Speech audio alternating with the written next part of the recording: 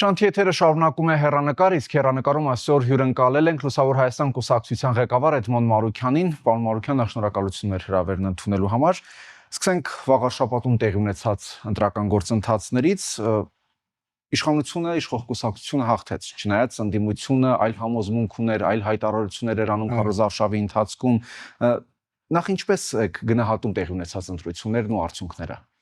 Գիտեք, ընտրություններից առաջ իշխանությունները գնացել են մի քանի լուծումների, մի քանի մեխանիզմներ են կիրառել, որը ապահովել է իրենց հաղթանակը։ Նախ որոշել են, թե որ տեխնացուն իրենց թիմից կարող է հաղթող լինել, կարող է շատ ձայն տանել, եւ այսինքն սկզբից որոշել են քարտեզը էլեկտորալ, իսկ էլեկտորալ քարտեզը հետեւյալն է. վաղաշաբաթ համայնքին միացվել է եւս 18 համայնքներ, որոնք մեկ խոշորացված համայնքի մեջ են եղել, Խոյ խոշորացված համայնքի մեջ։ Խոյ խոշորացված համայնքի ղեկավարին նշանակել են ԺՊ վաղաշաբաթի եւ եւս երկու բնակավայրել է միացվել Ոսկեհատ, որի արդյունքում 47 տեղամասերից օրինակ 24-ը եղել է Էջմիածնում, մնացածը գյուղերում։ Այսինքն գյուղերում ունեցած իր կողմից նշանակած լիազորներով տարել են ըստ էության մեծամասնական ընտրակարգի պես քարոզչություն։ Իջեցրել են քաղաքական կոնտենտը եւ ամեն գյուղում ասել են, որ մեր տղային, մեր հարազատին, մեր եղբորը, մեր ընկերոջը ընտրենք, բայց դա կասկածի տակ չի դնում արդյունքները։ Արդյունքները ոչ, որովհետեւ տեսեք, ընտրությունների օրը արդեն երկար ժամանակ որ մենք խախտումներ չունենք, այսինքն որը քվյա թերթիկները տրցակով գցեն արկղը,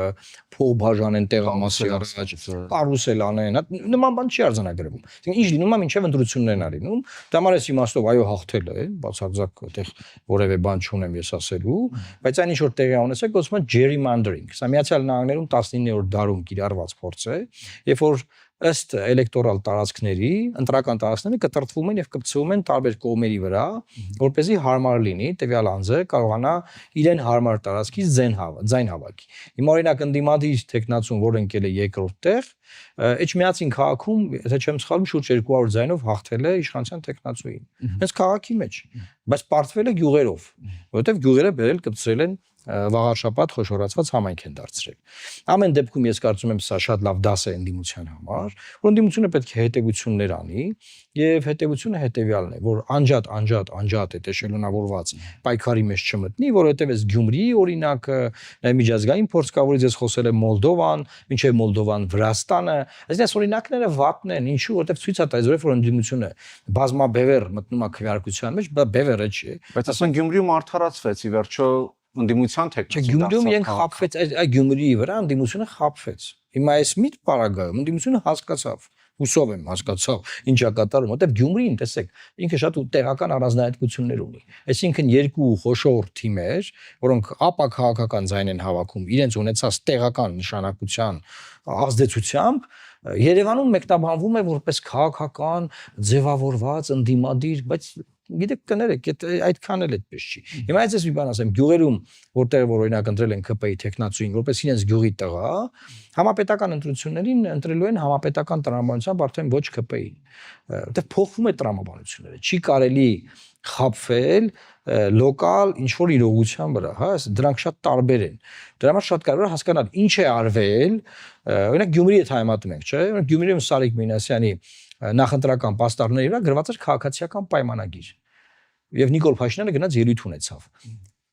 Վաղաշաբաթում Նիկոլ Փաշինյանը չի գնում ելույթներ ունենում, որ չքաղաքականացվի, եւ նախընտրական պաստառների վրայից հեռացում է քաղաքացիական պայմանագիր։ Բայց ընտրությունները ինքնին քաղաքական գործընթացներ են, ինչը քաղաքական, բայց տեղական մակարդակում դրանք քաղաքական գործընթաց չեն։ Այսինքն այդ փոքր համայնքներում դրանք քաղաքական գործընթաց չեն։ Ասենք մեր աղբորն ենք ընտրում, մեր նույն ողջավորությունը, որ ուներ Գյումրիում ընդդիմությունը, արդարացված չէր։ Իրենք այսպես Գյումրիում ենք բացարձակ սխալ ողջավորություններ, սխալ հաշվարկներ, որի վրա եթե կառուցվի պարլամենտական ընտրություններ, դա կտանի տոտալ պարտության։ Հետեւաբար այս Էջմիածնի փորձը, վաղաշաբաթի այս փորձը, շատ կարևոր է, որ սթափեսնի Գյումրիից հետո հա հիմա ես հույս ունեմ որ կստափվենք Այսինքն ճիշտ եմ ասում դուք համաձայն չեք նաև այն գնահատականին որ վաղ շաբաթում տեղի ունեցած ընտրությունները արդյունքները նախերգանքն էին 2026-ի խորհրդարանական ընտրությունների վարչապետն իր հայտարարության մեջ նման դիտարկում էր արել բացարձակ ոչ մի ձևով դրանք չեն կարող նախերգանքը լինել որովհետև համապետական ընտրություններին հնարավոր չի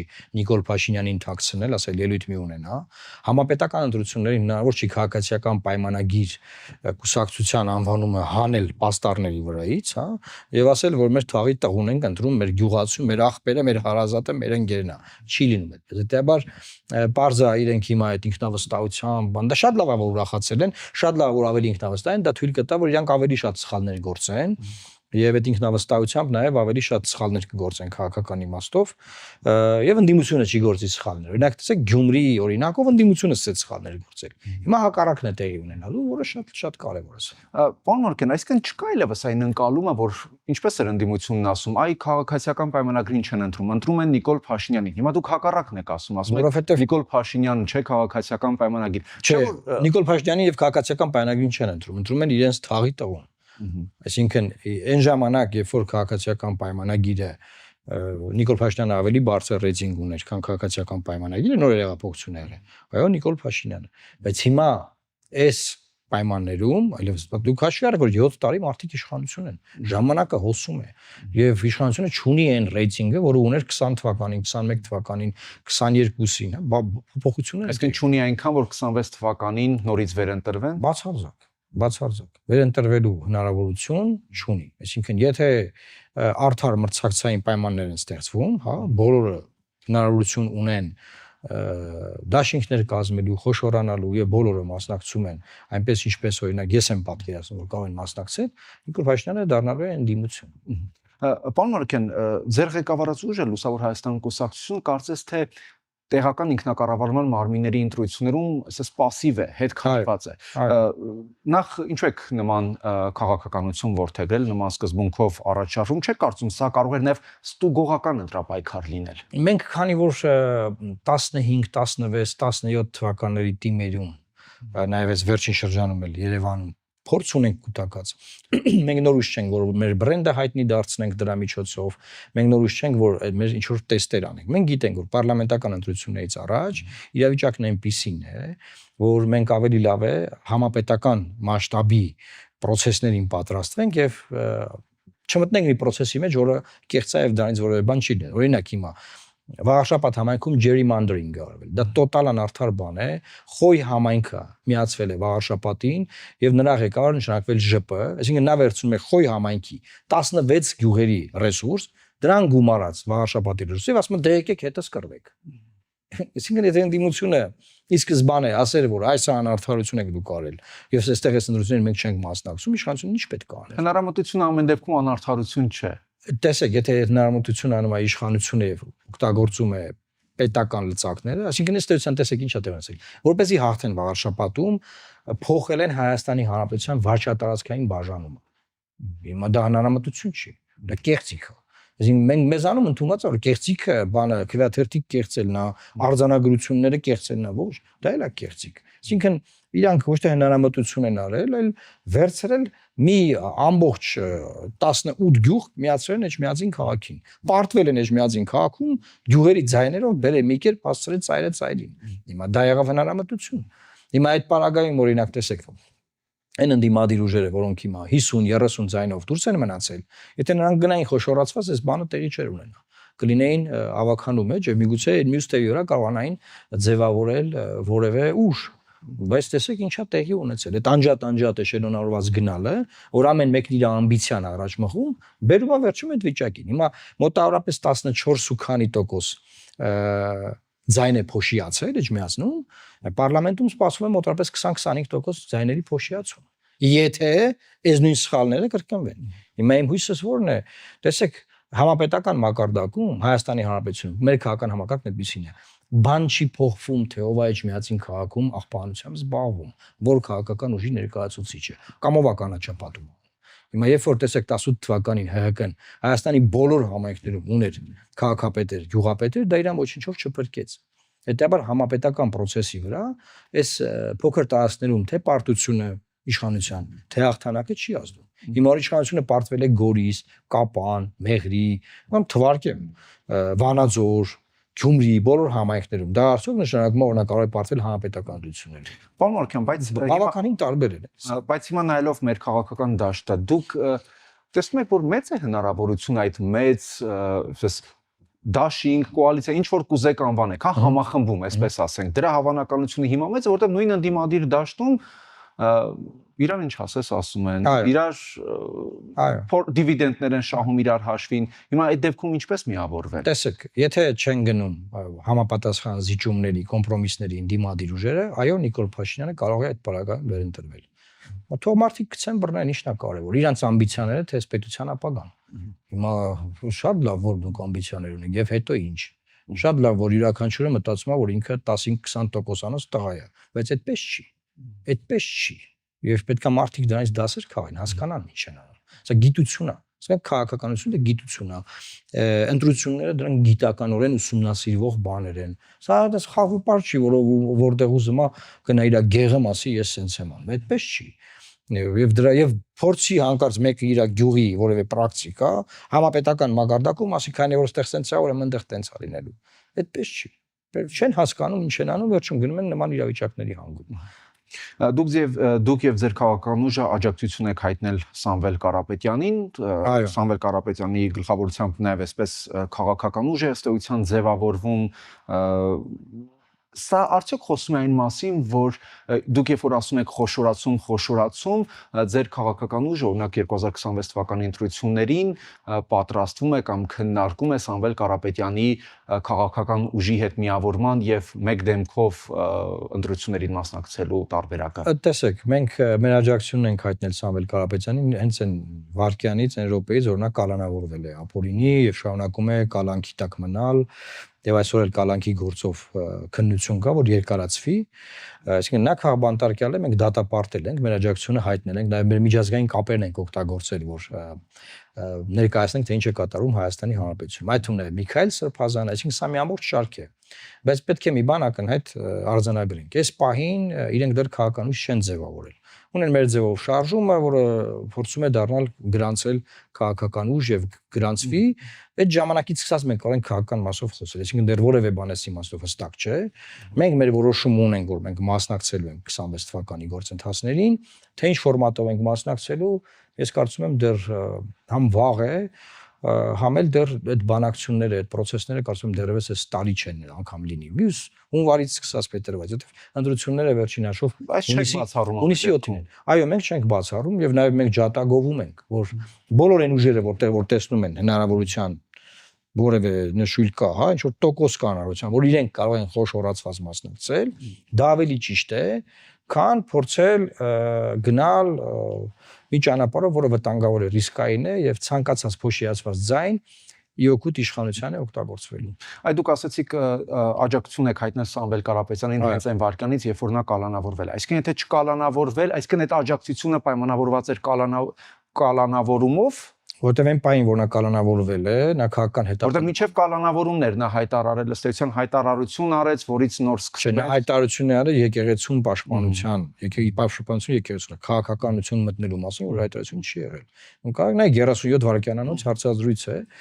հարցազրույցը չէ, մեկնաբանություն շատ կարճ, որտեղ ասում է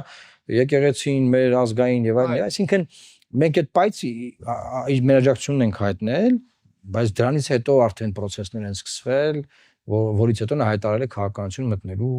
իր որոշման մասին եւ քաղաքական ուժ ձևավորելու բան։ Դրա համար ասում եմ, այսինքն գաղափարական կամ ռազմավարական տարաձայնություններ նրանց հետ չունեք։ Դե դրա համար եմ ասում, կձևավորվի քաղաքական միավորը, մինչեւ այս պահը ինչ որ հայտարարություն Սամվել Կարապետյանը արել է բանդից չունենք, այո։ Ձեր կարծիքով ընդդիմադիր դաշտը կարիք ունի, դուք արդեն ասեցիք լայն միավորման, բայց դատելով նաև հիմա այն տեղի ունեցող գործընթացներին, շատ են չի ասում երկրորդ նախագահը, երրորդ նախագահը միմյանց հետ, այստեղ գալիս է արդեն Սամվել Կարապետյանի